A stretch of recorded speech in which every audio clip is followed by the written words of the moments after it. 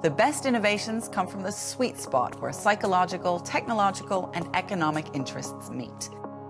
Experts are rewriting some of the rules of business engagement, and we're exploring their insights in our special series on the world in beta.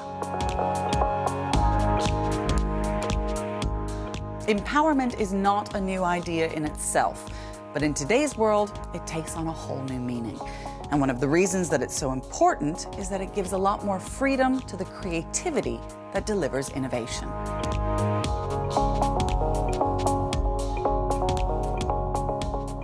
How do we distinguish the empowerment that has always been around, has always been important, at least for the last decades, and the empowerment that is genuinely new in the world that is in beta? Well, let's look at what companies have done probably since the 50s.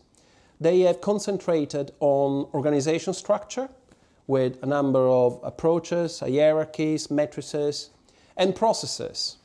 Since the 80s, processes have become a very important vector of performance for companies. But if you think about it, organization structure and processes fundamentally try to codify what the human talent should do.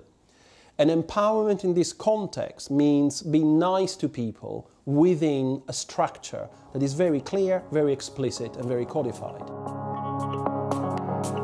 The new form of empowerment feeds on degrees of freedom, not on constraints. So what would such empowerment look like? Let's give an example to make it come to life. Think, for example, of communities. And these communities could cut across functions, cut across countries, cut between different companies in different sectors, and even involve some customers. Why not? These communities might be the best way to solve some business problems or pursue some business opportunities that are not suitable to be cracked by organization structure or by process alone. So organization structure and processes remain still indispensable, but sometimes not sufficient. The other intersection that is very important to call out is the intersection with technology and with generational attitudes. For example, these communities are transient. They can last for days, for weeks, sometimes for hours, and they are very diverse.